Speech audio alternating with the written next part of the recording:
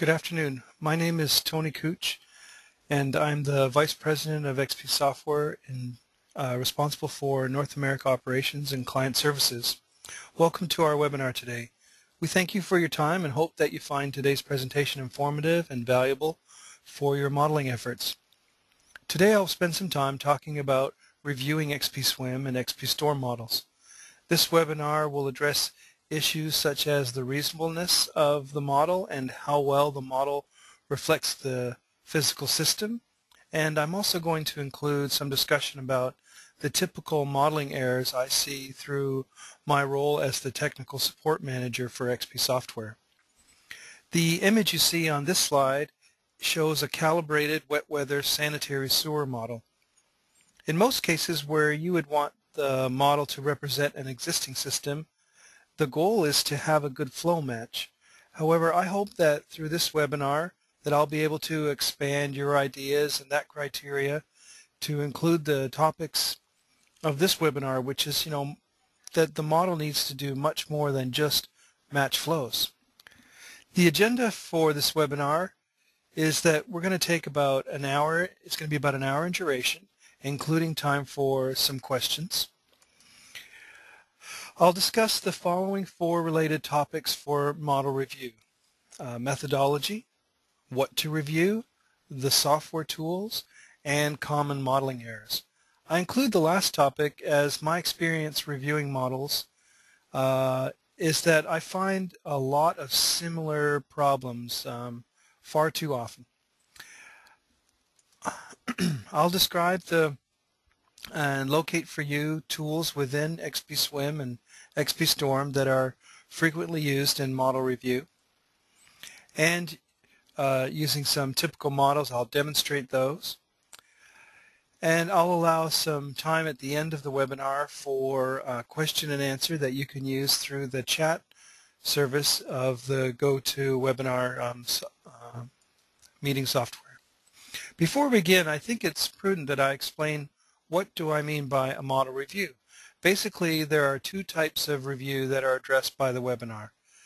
A regulator who would review a model for an approval process, and then second, a review of a model in, say, a QA/QC procedure, making sure that the model is of high quality as it goes through its evolution. Before any model can be reviewed, it should be made ready for the review. These are the steps that we use before beginning the model review. First, we need to be familiar with the model. For example, we need to know the purpose of the model, the version of the model, and we should identify any modes and major processes used. For example, does it use the runoff and sanitary and hydraulics mode, or just one of those, or some other combination? Essentially, you do an audit. What is the model about? What version of the software is it? And what are the major parts of the software being used? We need to rerun the model with the same version without changing any model input. It may be necessary to adjust the path for interface files or other external files, and you should document any changes that that were required to get the model to run. After we've done that, we need to rerun the model and then compare the model output. What we're trying to accomplish is, are we able to reproduce the model with the model that's been submitted? We suggest that you use an advanced editor that allows an easy comparison. In-house, we use a product called UltraEdit. You can go to ultraedit.com and purchase that inexpensive software. It does allow a great comparison of text files. What we do is we look at comparing the echoed input data as well as the major macro things like continuity balances, total flow in, total flow out.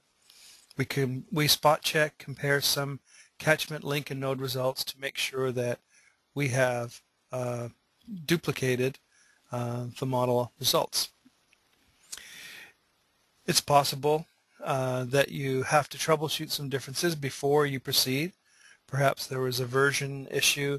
Maybe you could use the scenario manager to help you troubleshoot until you fine-tune by saying adding or modifying configuration parameters so that you have a good match. You need to sometimes ensure that you use the same model initialization. This might mean using hot restart files, that you're using the same job control parameters, and that you have all parameters set in the model. For example, we've noticed models where peaking factor has not been set, and so in one version the default peaking factor is being used, which is 0, and then in another model the default peaking factor happened to be 1, and so it was using dry weather flows. This is just one example, but you're going to be looking for these differences. Once you've resolved them all, you've got a reproducible model that you could use to go forward with your review. Basically, this procedure ensures that you are not reviewing a unique model run, but rather a reproducible model run. Let me demo this process. I'm going to start XPSWM and load this Stormwater 1 sample model. There was no message about version when I opened it, so I know that it is the current version. Otherwise, I would have had a message that it was from an earlier version or a later version. And so that means it's XPSWM 2009 SP2, which I see in the upper left-hand corner. I'll solve the model, but instead of using the default output file name, I'm going to use maybe the file name review and solve it. Here's the analysis engine. I'm using two screens currently, but only sharing one, so I've moved the analysis engine window over to the window that you're able to see. Here's a continuity check that I've turned on at the end of the run, and now we've solved it. Now, as I mentioned, it's useful to use an editor to compare model output. So let me choose my two output files. I had my review, Stormwater 1 review, and I'll open that in my editor, which happens to be Ultra Edit, which I mentioned earlier that we use that. Let me slide that over here, and let me load up the original output file name. Looking here for output files. Here's the Stormwater 1 output file. I don't need this error log, which came up during the solve process, so I have both of these, and I'm going to use the comparison. Although without an editor that has a comparison tool, you could put these windows tiled vertically and then look side by side, comparing and looking for differences. However, I'll use this tool that allows me to compare these files.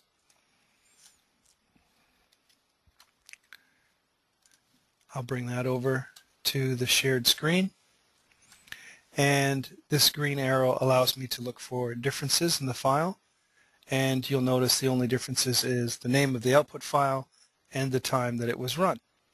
It's completely identical. This is a reproducible file. All right, let's move on now to my next slide. Now, what things do we review? For example, we need to review input parameter ranges. Do the values that have been used for the parameters, are they lying within a reasonable range? You know, your engineering judgment. Are you using typical values? Don't treat the model like a black box where you have garbage in producing garbage out. XPSWM, XPSTORM, these are physically based deterministic models. You put in measurable input and you get predictable output. Is there any missing or assumed data or default data being used? And you know, is it necessary to recalibrate the model as you're trying to maybe match versions? That could be another part of the task as well. But assuming it's reproducible in the same version, let me give you an example about parameter range. If I look at the model that I had opened earlier and bring that to the screen here, for example, if I load this XP tables, one of the parameters that I'm loading is shape factor, and I see that all of my shape factors for active subcatchments happen to be a curve number of 256, which is a typical value in Southwest Florida Water Management District area, but one happens to be 526. This is unusual. I believe that maybe this was just a typographical error. It should have been 256, but it happened to be 526. So you'd want to use the tools within the software to look for things like that, strange parameter values. And in fact, XP Tables is one of the best tools for identifying those sorts of problems. Is the model physically descriptive? For example, what hydrology methods are being used? Visualize all the ranges of data. Storage, stage storage relationships, pump curves, rating curves. When that type of data is input into XP, you actually can visualize it, make a graph, and check it out. Boundary conditions, are the outfalls and off-site flows, are these things reasonable in your model? Let's look at these things in the model. I have an example here for the cross-section, for example, for link 3. If I look in the cross-section, I could edit it, and I can visualize this cross-section. Oh, is this a reasonable data set? And being able to see it allows you to see in a graphical way any kind of unusual data. And is this representative of the channel? Yes, then it's a reasonable cross-section. Back to the software for a moment. The numerical solution. How about continuity error? What we need to review is there continuity error in the hydrology, in the sanitary or hydraulics modes. Separate tables in the output file identify these continuity errors. Are there any non-convergences? Are there instabilities in hydrographs? An example of that, if I go back to the software, if I look at link 7 and I use the review results tool, it allows me to easily see that there is an unstable hydrograph. There needs to be some adjustments made to this model so that we get a reasonable hydrograph. This oscillation up and down is unreasonable, especially with these spikes being at the magnitude that they are, going from around 800 to minus 200 cubic feet per second. Another very important thing in the review is what we would term flooding. In the SWIM model, water can be lost from the system when the hydraulic grade line has reached the ground surface and there's been no provision in the model to handle this water in any special way. The SWIM model is very powerful. There's lots of choices on what to do when the hydraulic grade line reaches the ground, but the default is that we lose that water. Let me kind of show this in the model. Node 13, if I review results, I can see that the HGL reaches the ground surface and is held constant for a prolonged duration of time. This is an indication that we're losing any excess water that's not traveling down the conduits out through the top of the node. I can see flooding in other ways. In a dynamic section view, I can see in the profile view, I can see the hydraulic grade line being at or above the ground at node 13. I can see it in spatial reports. If I turn on a spatial reports for nodes and I come to this node, I can see the flooded losses using this tool. Or with our graphical encoding capability, which color codes the nodes, I see that it's red, which means that the freeboard, which is the ground minus the hydraulic grade line, is 0 or above 0, basically a negative freeboard value. So there's lots of ways to identify that flooding in the software. I've just showed you a few, but that is definitely something that you look at. And that's because it's just not reasonable to assume that water can be lost out the top of the node and then not be routed any further. Our physical stormwater system would do something with that water, pond it and return it later to the node, or it would flow through a field or down a roadway. And of course, not modeling the fate of that water is incorrect. We also need to make sure that the model does not have any common modeling errors. And I have several slides that deal with these common modeling errors later in my presentation. I will spend some time showing you these tools that I'm about to talk about, the tools that are used in the review. So for now, I'll just keep my explanation a little bit brief here, but for most of these tools, I will actually spend some time and do some example with them. But I wanted to get you a list of the most common tools used within XPSWM and XPSTORM and also XPViewer. Now, XPViewer has all the same functions of XPSWM, except being able to save any changes, and it cannot resolve the model. So it's a full version of XPSWM for looking at model results and model input data. Not building a model, not solving a model. I do have much more to talk about that later. The output file is a text file. The primary thing we look at when we're reviewing, we look at the numerical judgment section of the output file. It talks about continuity error, which is the mathematical error in the solution, and we talk about or look for model convergence with the software. XP tables, I did kind of show you just a quick view there. I used the table and I saw some unusual model input data, but XP tables can be used for looking at data and results, or whatever mixture of those that you want, because they're user defined. But of course, we also supply many tables for you to just load and use right out of the box. There's a tool called Quick Data View. Quick Data View is object by object looking at input data and results, completely user defined, and I'll explain this later in more detail. Review results graphing. In review results graphing, we are looking at time series, so we visualize hydrographs like runoff, flow versus time, rain over time, infiltration over time for our hydrology, and in a hydraulic sense, we look at the flow hydrographs and the stage over time, the HGL at nodes. We want to make sure that these things are stable and that they're reasonable. Spatial reports and graphical encoding are markups to the screen where you can pick from hundreds of pieces of input data and results. I did just show you a little bit of that when we looked at flooding. The hydraulic grade line animations are useful in reviewing a model as we watch an animation of the hydraulic grade line throughout the open channels and closed conduits. So we watch the water through the network. There's a tool called Interface Utils.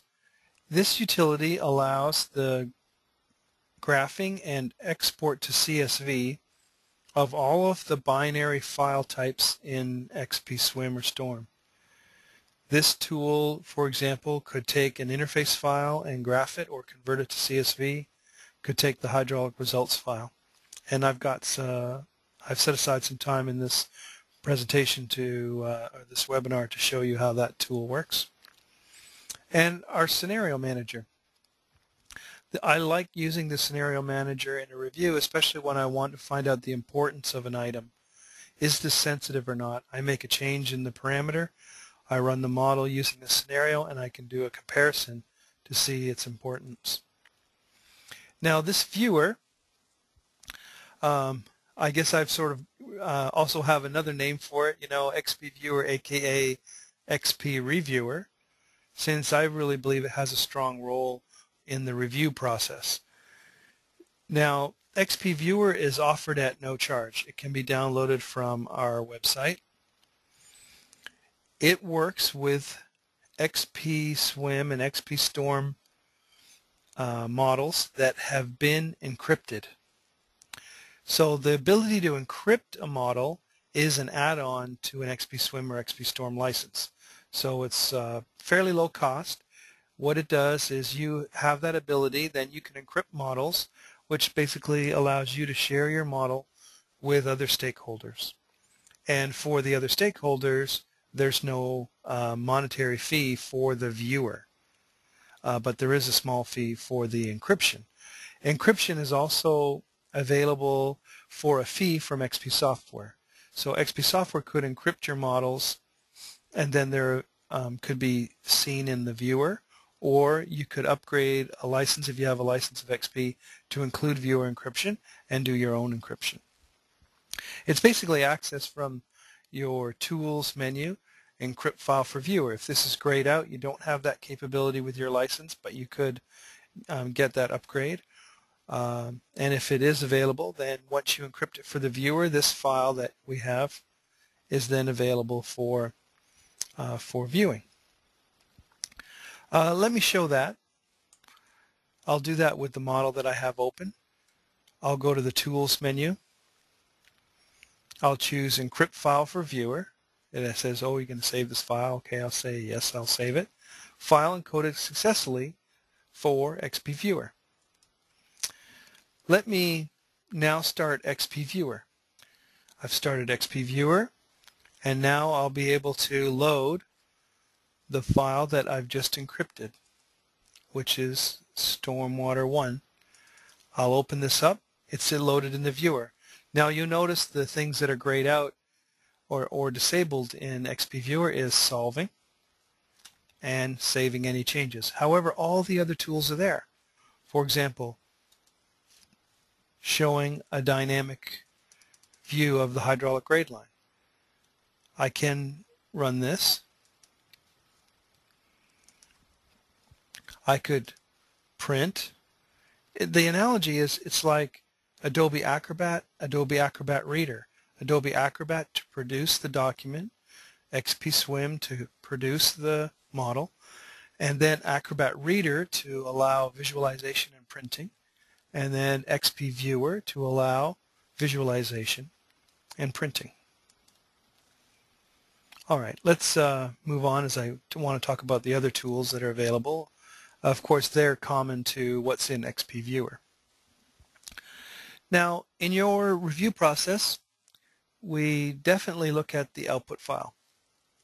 And I usually go to the end of an output file when it's a hydraulics run, and I look at this thing that's called Numerical Model Judgment Section, Table E22. This is a place where I can see continuity error. Perhaps you're familiar with that. But there is model continuity checks in runoff in tables R5, R6, and 7. That's for surface, for nodes, basically R6, and then for subsurface or groundwater, table R7.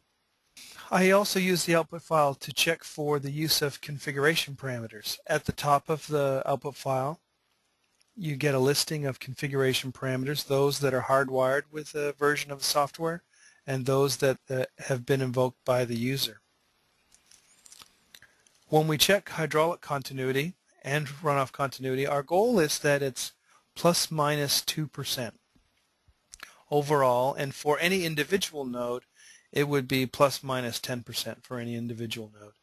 I use tables E21 or E22 to see the error for overall error, but for individual error, node by node, you can use table E18. So in table E18, it actually shows absolute error, like so many cubic feet or cubic meters, and a relative error. What does that represent as a percentage of flow through the node or a percentage of flow through the entire model? I look at non-convergences. Ideally, we want 0 non-convergences. It definitely sounds like a bad thing to have a non-convergence. It just means that the model iterated up to its maximum number of iterations and didn't converge with the flow and heads. But it might have been very, very close, in which case I always check for continuity error with my node non-convergences. So table E8 gives a node-by-node convergence information. So let's say manhole 7 had 24 non-convergences. If manhole 27 did not have high continuity error, then I would say that it was insignificant that I had those non-convergences. Of course, you can make some optimizations to the model to remove them, but generally speaking, they're not terribly important, except when you also have the combination of high continuity error. The model efficiency is just an measure of the average number of iterations per time step. So in the case that I'm showing here, there was 2.94 average iterations per time step. Ideally, the model is fastest when it's around 1.5 to 2.5. However, this is just a representative number of about the average iterations per time step. It really doesn't mean much more than that. So if it's a very large number, perhaps the model is having difficulty solving, but it doesn't mean it's a good model or a bad model. We really need to use the continuity error to judge that. I would like to mention that there is a configuration parameter to show this information at the end of the run. This configuration parameter is called show_continuity, and in fact I had that turned on in my first run, where you saw that dialog pop up and give me the continuity error. So just a little bit of information for you. So perhaps you might like to use that configuration parameter so you don't have to dig deep into the output file to find this information. It will pop up for you at the end of a run.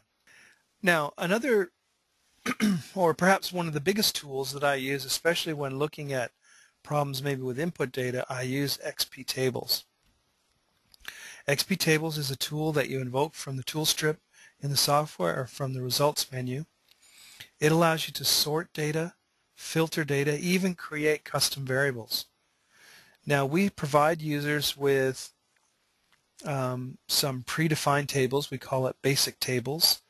And this file, basictables.xpx, that you can import is available in the templates folder. But you can also create your very own tables, or add or adjust the ones that we've provided you. It allows you to screen data and the results. I will demo this in just a moment. A similar item to XP tables is what we call Quick Data View. Quick Data View is basically XP tables one object at a time. So one row of a table is what the Quick Data View shows. It works with selecting the objects, and you can even show GIS data. How it works is you click on the object and then one row of the table will show up in the Quick Data View. Let me demo these for you. Here I am in my XPViewer version of the model. If I go to XP tables, I've loaded the tables. Let me turn on a filter. This is one of the features. I've clicked on the setup of the table, and I'm going to turn on the filter. And in this filter, it's going to filter it by having the subcatchment to be on. So all the other rows will drop out. If the subcatchment isn't on, it's going to be gone. So I'll do that, and you'll notice that my table has been filtered to only include active subcatchments. The ability for XPSWM to do this filtering, it's kind of like doing a query. I've done something simple, subcatchment flag, yes, no, but you could do something like, how about shape factor greater than 484? And then, of course, you'd find any outlying subcatchments that had, for you, let's say that might be an invalid value. You'd be able to filter it out. There's a sorting capability, so you can pick rows and you can sort them ascending or descending. Allowing you to sort like that allows you to look for outlier data. And as I mentioned earlier about the Quick Data View, how it's just one table at a time, let me turn on the Quick Data View. And for the nodes, I'll pick a certain table that I'd like to see. For example, this one, if I just expand this a little bit, I should be able to see this is node hydraulics data table, but I picked my table. And for the links, I can have, how about I choose conduit statistics table. And then if I click on an object, I get the data and results for that table shown here in this dialog. Gray means it's not allowed to be edited. White is allowing an edit. So if I would click on a node and I go to the Node tab, I can see the node data. And similarly, there's a GIS tab, so if I had a GIS background layer and I clicked on, say, the arcs or nodes or polygons of GIS, I would see any attribute data that goes with them. All right, let's go back to our presentation as I talk about the next tool, the review results graphing. This shows us time series. As I mentioned, hydrology time series, hydraulic time series. I use it in a review process to make sure that things are reasonable. I look for unstable hydrographs. I look for cases where the HGL might be pinned to the ground or pinned to the invert because the solution isn't working correctly. I look for things like surcharge and flooding in nodes. Let me give you an example of this. If I go back to our model, I'll switch to the runoff mode and I'll look at node 4, and if I review results here, I can see the rain and the flow has two different time series. In fact, there's other time series that can be enabled. You can show things like snowmelt, groundwater, infiltration, rainfall excess, pollutant loads, cumulative, and concentrations, just to name a few of them.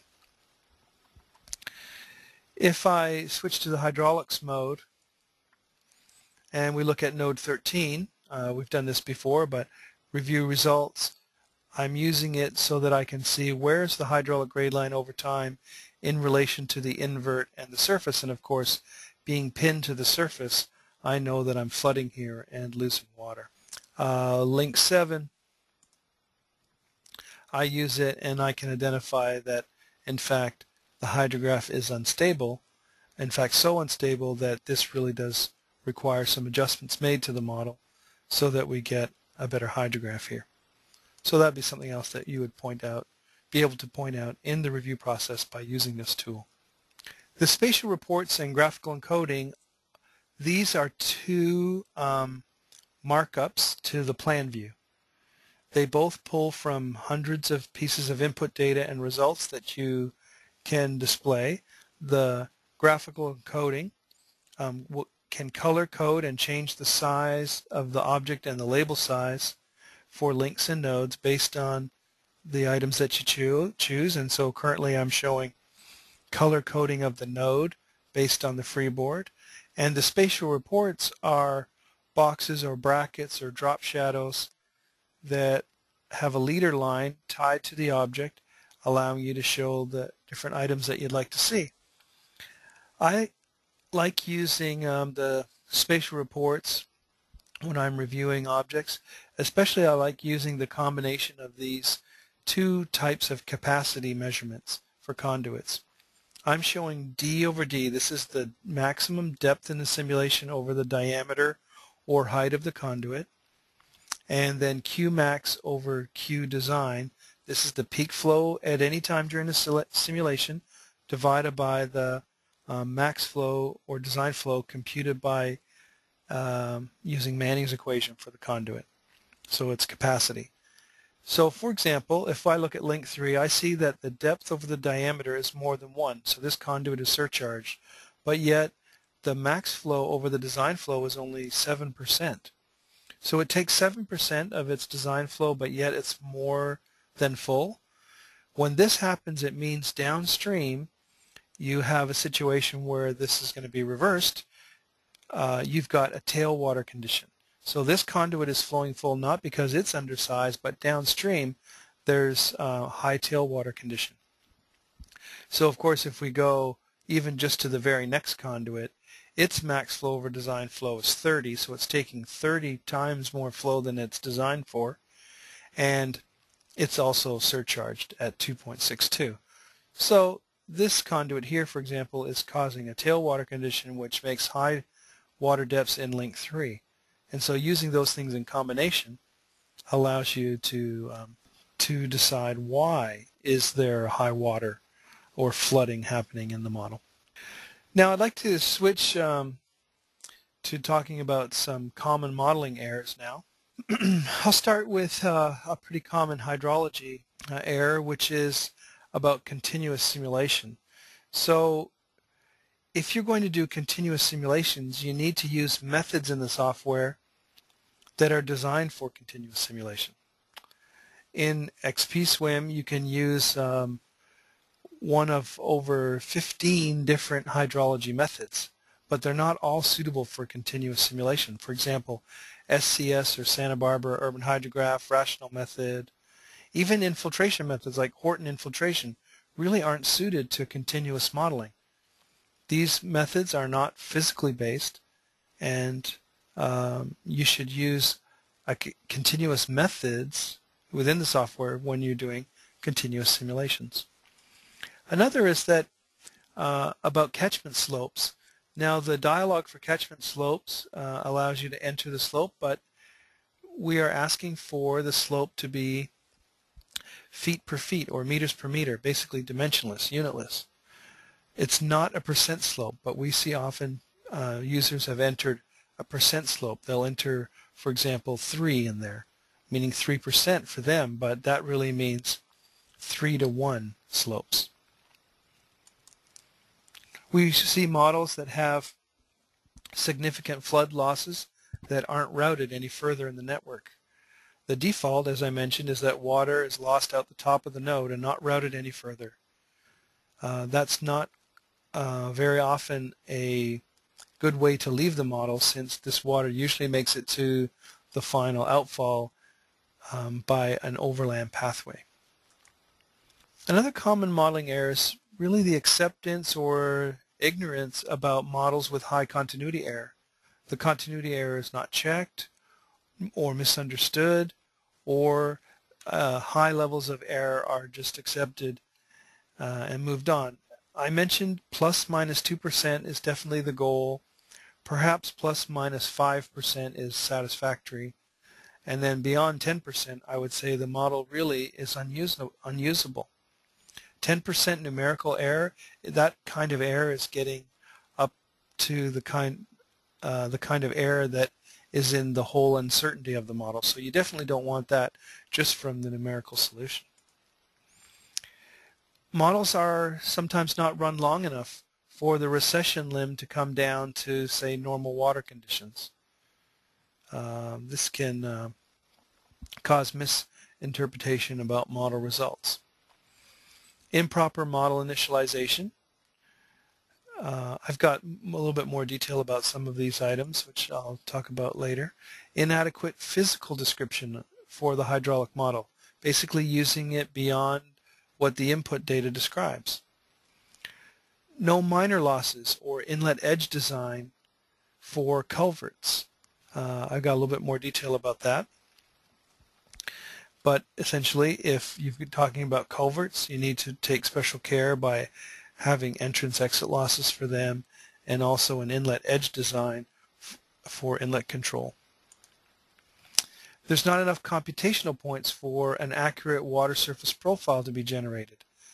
Very long conduits or conduits that have big changes in slope, and they're very long as well. This can cause problems in stability and getting a reasonable hydraulic grade line.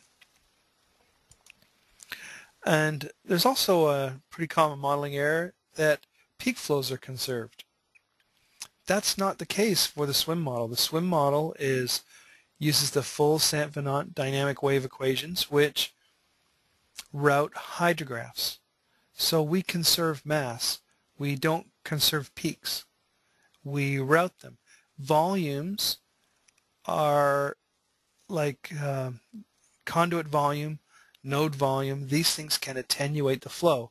So you can have a decreasing peak flow as you go downstream, as the flow would go through a lot of storages like wide conduits or ponds and other storage nodes.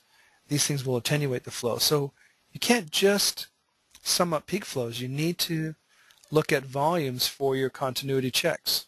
A few more modeling errors. Peaking factors, I mentioned this a bit earlier, peaking factors for dry weather flows are not set, and depending on the version it could be assumed to be 0 or 1. Default values that are not recorded into the database show up in XP tables as blue values. So that's a little bit of an indication to you. You could look for blue values in XP tables. That means it's default data not saved to the database. Models that are made by import may have important missing data. So let's say there are 6 variables to describe a conduit, and yet you only import 5 of them, then there's something not described. And so how the software handles that undescribed item, perhaps it generates an error, perhaps it uses a default. You need to be aware of those things and look for those kind of items. Again, the blue item in the XP tables is a great indication about that sort of situation.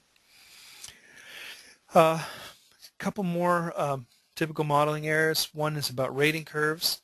Rating curves are upstream elevation minus downstream elevation versus flow, not upstream depth versus flow. It could be the latter, but you have to use a configuration parameter, use_US for upstream _RC rating curve. If you use this configuration parameter, then your rating curves are going to be upstream depth versus flow. Otherwise, again, by default, it's a difference of the HGL for the upstream minus downstream and then a predicted flow. And finally, you can't pump downhill. This is a common error that's in models. The pumps don't start. They don't start because the downstream water level is below the upstream where the wet well is. You don't need a pump in that situation. How the pumps work, dynamic head pumps, they are downstream minus upstream to get the head, then look on the pump curve to get the flow. The pump curve doesn't have negative head versus flow values, which would be the case if the downstream was higher than the upstream. Just a couple of definitions. We use the terms surcharged and flooding for nodes, and I thought it would be good to describe them to you or define them.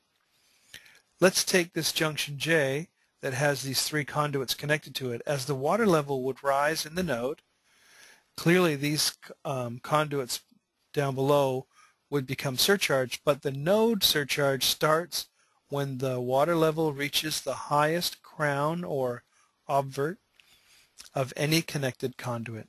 As the water level would continue to rise, the node would be said to be flooding if the hydraulic grade line is at or above the ground. It will be at the ground and pinned to the ground if the default condition of no ponding is used, but there are options to simulate streets and storage and link the node to 2D modeling, which would allow the hydraulic grade line to rise above the ground. But still the node would be called flooding, even though there may not be any flooded losses. So flooding is hydraulic grade line at or above ground. In natural channel, it's quite common that the station elevation pairs of data don't end up at the same elevation on either side. Clearly on the left side it's higher than on the right hand side. There is a field in the dialog called the maximum depth, labeled in this picture as deep bracket N, for meaning conduit N.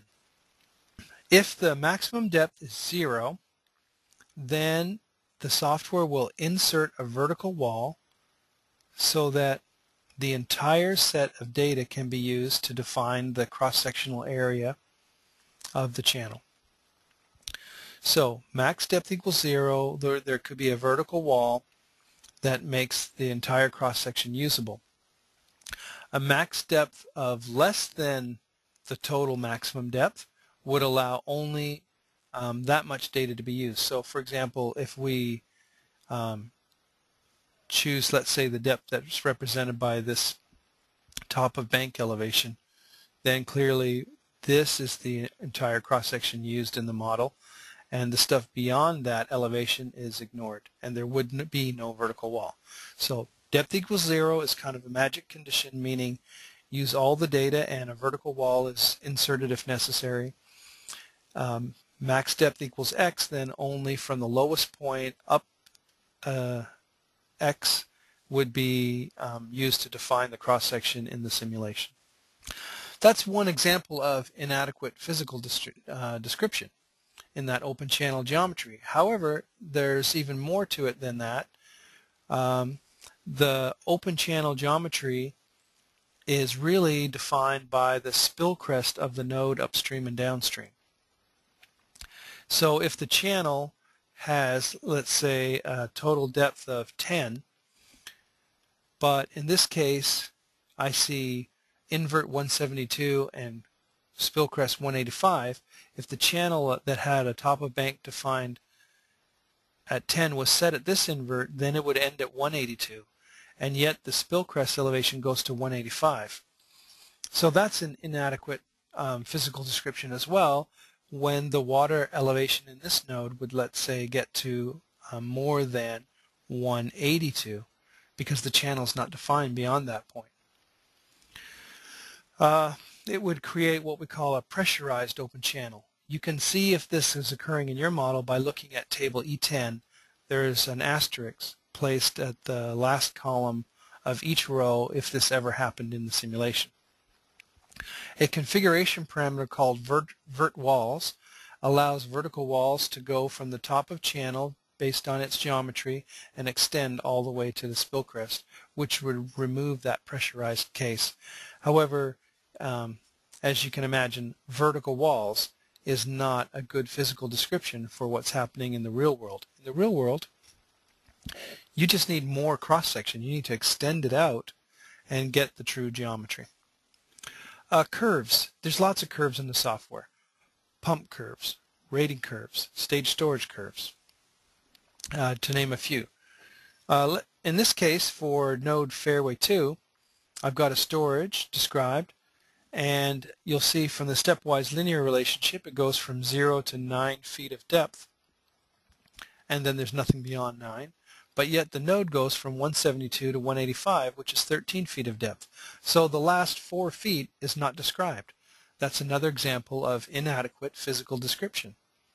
What would the model do from elevation or depth of 9 to a depth of 13, corresponding to elevation of 181 to 185? What would it do in those last few? Well, I can tell you I know that the model will continue to use the last stepwise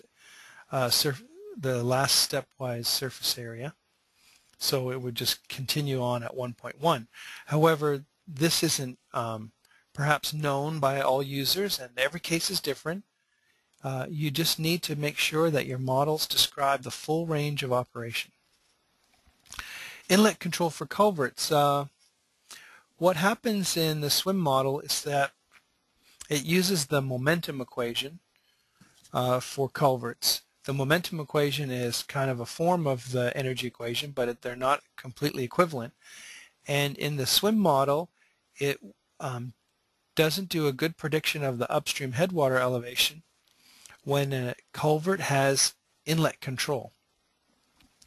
This changed in XPSWM in version 6. So since version 6, we've added the federal highway, the FHWA methodology for culverts. Let me give you an example. So here's a description of this culvert. 1.5 meter reinforced concrete pipe, groove end projecting, 0.5% slope, 24 meters long. We ran 4 different flow rates through it.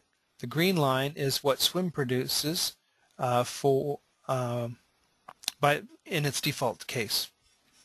The black line is what you would get if you used a culvert program or culvert nomograph. The blue and red lines are the answers you get by using XPSWM with inlet control. One is with and one is without entrance and exit losses. What happens is during inlet control, the software will use the higher of the inlet control prediction or the entrance and exit loss prediction. That's why in the very low flows here there's a difference between the blue and the red, but as you see, once the entrance and exit losses are more dominated by the inlet control, then you just get the one line with the inlet control.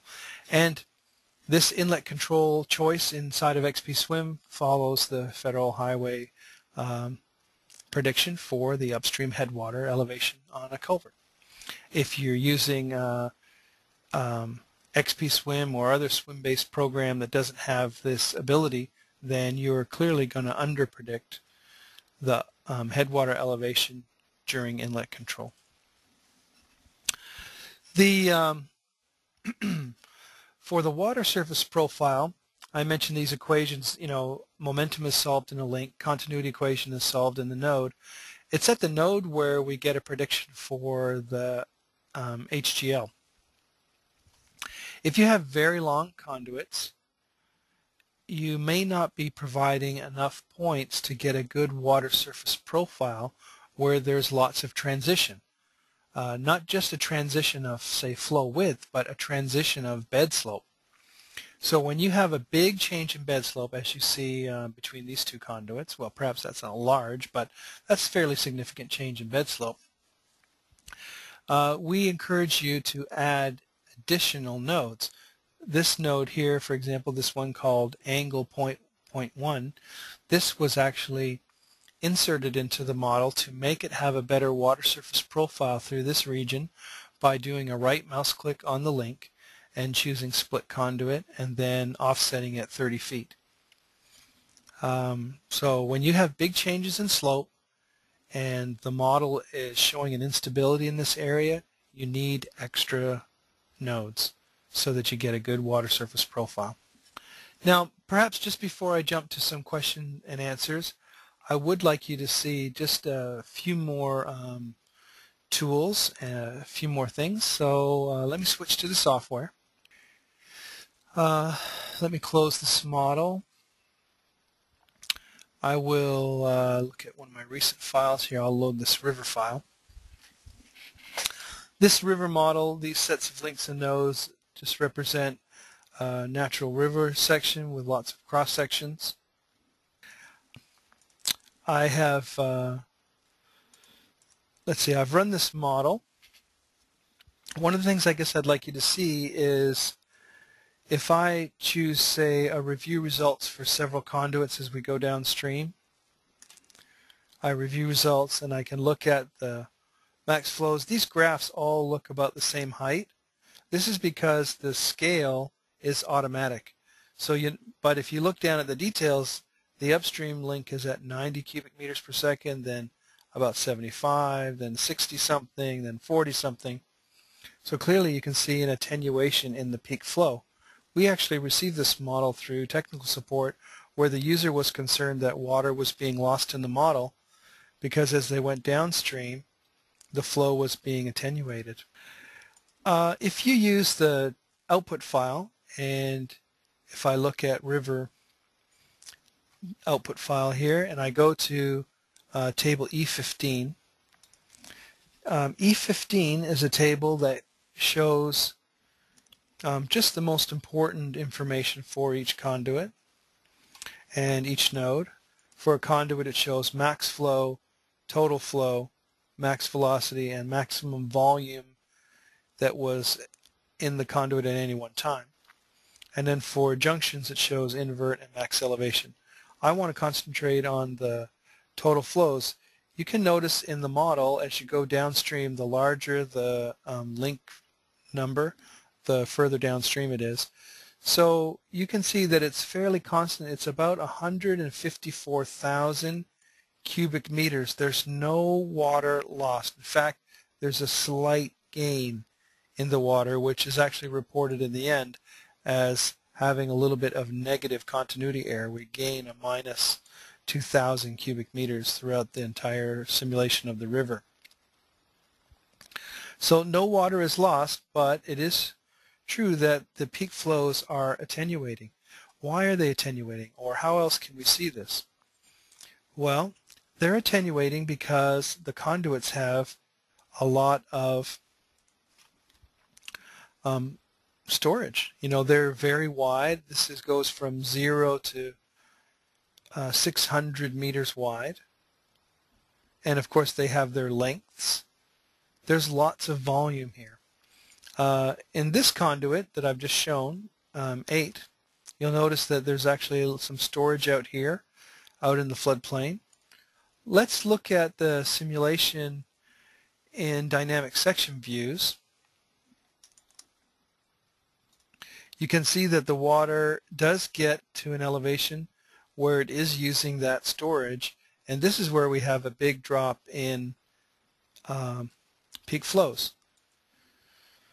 We go from a peak flow of 63 down to a peak flow of 46, so that's a pretty big drop from one conduit to the next.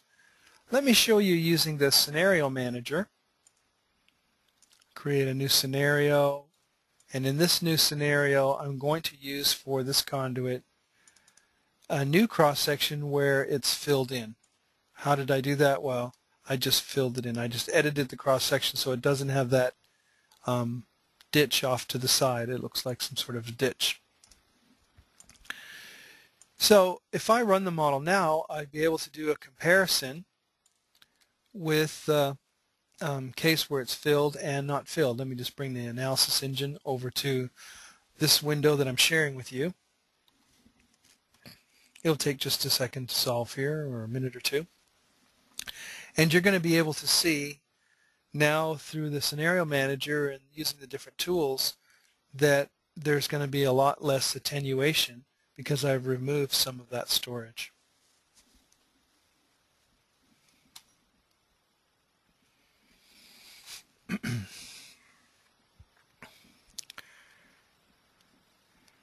Just a few more seconds for the second run.